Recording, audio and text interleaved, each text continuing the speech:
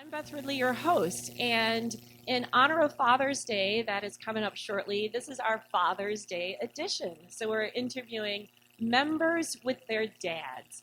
And so today I'm really excited because we have two really special guests. We have my sister, Lisa Caesar, who you all know is running No Studios, and our dad, Dr. Jon Ridley. Welcome, and thank you very much for showing up. Thank you for inviting me. Yes. All right, so this is a Father's Day edition. So, Dad, we're really happy to have you here.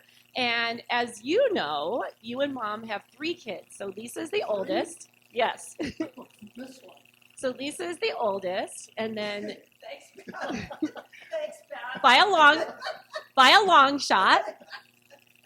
And then there's John in the middle, and remember him? Yes. And then I'm the youngest. Yes.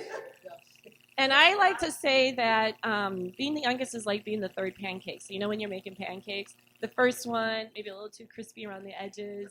The middle one, not done on the inside. The third one is perfect. I'm the third pancake. But anyways, Yes. that's from my opinion. You can tell us what you think. From my vantage point, I think that all 3 of us kids are very different personalities, and it steered us to different paths in our life. But Dad, from your perspective, when we were younger, did we seem very different to you and Mom, or were there similarities in us that you saw that we didn't appreciate? The only similarity was the last name. But other than that, you were 3 very, very different individuals. And as each of you came along, your mother and I were 3 very different people. So you were different personalities, we were different people. It's hard to amalgamate that and integrate that and become the parent that you need to be for each individual child. That's hard. Yeah, I think that's actually a really good point. So in one family, raised in the same house, you can have actually 3 very different experiences. Well, I guess I mentioned, in what ways do you think we're different? Because I think we're, I think we're somewhat similar. Say more. Okay.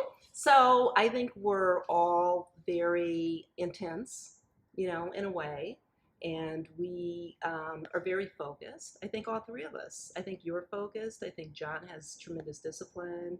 I think I'm focused. I think we're, we are driven in sort of unique ways. So I'm interested, like, how are we different? Yeah. No, I see more similarities than differences. Yeah. I think that's fair, but I think even with that similarity, we did end up taking very different paths in our lives. Dad, care to chime in? I guess the question is, who's right? Yes. And also, while you're at it, or Lisa, who's better looking? Let's just go there right now. Well, And who's smarter? you're both right. But it's a matter of degree. It's a matter of degree. Yes, you're all focused, but you're focused in different ways. It comes out in different ways. It's expressed differently. You're all very responsible, but that is a matter of degree also. So you're talking about broad categories, and yes, the broad categories are there, but the subtleties are different, and the way that it's handled and the way it is expressed to other people is all very different. Mm-hmm. Very diplomatic answer. We all leave feeling You can't just say good this is about it. right. We just can't say that. So now, fast forward many years later, did you ever think, because John went off to work in the arts and culture industry, entertainment industry. Lisa, you went off in California. Lisa, you went off to work on Wall Street and investment banking. And I was kind of a blend of both, a little bit art and business, but spent a lot of time doing international business and international travel. Would you have ever thought in your wildest dreams that somehow we all came back together and our skills and our talents are converging here at No Studios? We all play a role here in No Studios. Yeah, I have to say that growing up, the 3 of you never really demonstrated any true bonding. It was never felt that. Wait, what kind of interview is this? I mean, let's tell the truth. But it is nice to see that as time goes on, your mother and I or live long enough to see something we thought would never happen. So yes, it's good to see that. In my defense, they were mean to me. They were mean to But you. John says the same They thing. were mean to you. In my defense. Right. Now, the other thing is we all end up having kids around the same-ish time. So me, John, and Lisa all had boys born within a few months of each other. So the cousins, which means you have 8 grandchildren, you and Mom have 8 grandchildren. And so any reflections on raising kids versus raising grandchildren? That's a good question. Well, sure. I think that raising children is extremely difficult for what I said before. You have to be a different person. You have to do for each individual. You have to figure out how you were brought up, but what was good about the way you were brought up and what you want to shed from the way you're brought up. And sometimes that becomes difficult to make that distinction. So yeah, it is difficult to be a parent. And the problem is that you do the best you can, but you never know that you're right until many years later. Grandchildren are fine because if you're a good grandparent, you have no responsibility for those grandchildren other than to see that they're safe when they come to visit you and that they go home in the same condition in which they were brought to you. Probably So go do- home is the key part Right. there. that they do just go home. Yeah. Well, our grandchildren are fine, and I don't know. It's a trope to say we can't wait. We're glad when you come. We're glad when you leave. That's not necessarily true. Yeah. At least for your mother and for me, we're glad to see those grandchildren. We're glad to have them, and they are very much a part of our lives. So we're never happy to see them go home. But you can make that joke if you want to. But in our case, it doesn't apply. So I actually want to talk about Milwaukee a little bit back in the day. And you and Mom moved to Milwaukee in what year?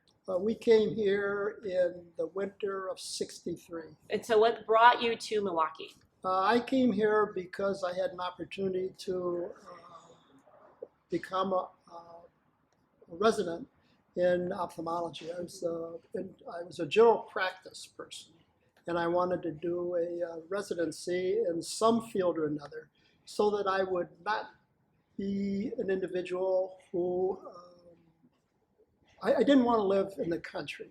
If you live in a rural area, there's a place for general practitioners. If you live in a city, there's a place for general practitioners after 10 o'clock at night and on weekends. But then as soon as day breaks on Monday, those patients want to see a specialist. So I wanted to do a specialty. But I also wanted to do a specialty that would allow me to have a life beyond that. I didn't want to be a general surgeon where you're on call all the time. I didn't want to do OB/GYN where you're on call all the time. I wanted to have a specialty where I could have a life that was pleasing and gratifying professionally, but still left me time to be with the family.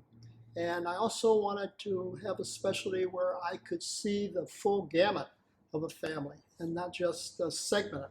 So for me, ophthalmology was a great opportunity to do that. And I recognized it while I was in the service and had an opportunity to spend some time with ophthalmologists while I was in the service, and that affirmed me. Now the problem was trying to find a residency because African Americans were not welcome into most of the residency programs, especially in the Midwest. I had an opportunity to go to St. Louis and enter a residency there, but I'd been to St. Louis on numerous occasions when my dad would take me there for baseball games when Jackie Robinson was coming in. And I knew that I didn't want to live in that totally segregated area. So I was accepted here at the Marquette Medical School. There was a medical school at Marquette at one time in that program. And I'd heard from northern Indiana that Milwaukee is a pretty good place for Black people to live. And that was a so, lie. yeah, I was going to say, tell us a little bit about what did you think of Milwaukee when you first moved here, and what was it like? It was totally segregated. It was a big disappointment. We came here expecting that this was somewhat of a utopia for Black-white relationships. But we got here just in time for the open housing marches. We got here just in time for the school desegregation busing and the chaining of people chained themselves to buses and to fences and so forth. We got here just on the cusp when black people said, we're not going to take this anymore. So now, over 40 years later, how do you experience Milwaukee now? Well, Milwaukee has progressed, and but only because individuals took the opportunity to stand up. And the standing up needs to continue. If there was a time where Bronzeville encompassed all the black people, well, over time, if you have a middle-class income or above, you can leave Bronzeville. But in doing that, it sort of decimated the relationship and the mentorship, the examples of those individuals leaving the inner city. And as such now, it's difficult for the city as a whole because of the lack of jobs, the lack of role models, and so forth that are present. So we still have a very, very long way to go, and just because there are a number of people who no longer live in a central city, it doesn't mean that everything is okay. So a long way to go. Lisa, what role do you see No Studios can help to play in helping us to continue to advance race relations here in Milwaukee? Well, I think we can play several roles, but I think the primary role is in helping to rebuild bridges in the community. And so I like to think that No Studios can be a safe place for everyone. A safe place for folks that are black or white or Hispanic or gay or straight. Everyone that comes into No Studios should feel that they're part of a welcoming environment and a welcoming community. I think the way we do that is not by designing necessarily any specific programs, but just creating great art. And if folks are engaged in collaborative effort like creating music or theater or visual art, they tend to sort of drop their weapons, metaphorically, and they become a little bit more vulnerable and empathetic to other points of view. And so without designing any sort of complex programs, we just allow people to work together, and we welcome everyone, and we're hoping that creates an environment for dialogue. Awesome, I love it. And that's what we're hoping to also do through these No Studio Live interviews, to find out the interesting things that members are doing and how members are coming together and collaborating. All right, so now this is our Father's Day edition. So we do have to bring it back to the theme of fathers and Father's Day. So as well you should. As well we should. So before we wrap up, Lisa, taking on this endeavor of launching No Studios, big deal. What lessons have you learned from Dad that have helped you to be successful in that effort? I think a lot. I think one of the big lessons, when you do something like this, it's very speculative. You don't know how it's going to work out. But I think one of the things that Dad has done throughout his life is just lead by example. And I actually take that lesson with parenting as well. It's not what you say, it's how you conduct yourself and what you do. And I try to bring that into No Studios. Even in sort of my management style, just work hard, do the right thing with integrity. And even if it doesn't, the business doesn't blossom the way you want it to or as quickly as you want it to, the journey has been a powerful one, and we're showing other people, hopefully, by example, the right way to conduct ourselves. Yeah, and you did say earlier one of your main goals is to make sure that No Studios is a welcoming place, and people do say that, and I would say we got that from Dad. So the one thing about Dad is, like all the patients that you've ever seen in your life, you remember them. So we still run into people like, oh yeah, that's right. Dr. Ridley, I was his patient. And I was like, he'll remember you because you remember everybody's name, from the security guard at the hospital to the highest surgeon. All right, so now, Dad, Father's Day. Describe the ideal Father's Day. It's Sunday, so what would be your ideal Father's Day? My ideal Father's Day would be on a large boat in Lake Michigan with all the family there. Well, how about coming to No Studios for snacks? You didn't hear me. I said on a large boat on Lake Michigan with Since all that's the not gonna family happen. there. But before you do that on Father's Day, there's another Daughter-in-laws. plan. Well, I will like to say the cool dads, the rad dads, are celebrating at No Studios from 2 to 5 because we're going to have pastries and fruit, complimentary mimosas, family movies shown in the screening room for the kids, and then upstairs where we are in this beautiful rooftop lounge, you can get a family photo shoot with Richard Allen, a very well respected and very good professional photographer. So again, if you're a cool dad or rad dad, we'll see you here on Sunday. Other than that, that's a wrap for our first series, our Father's Day edition. Thank you, Dad, for being our guest. Listen. Thank you, Lisa, for making me do this.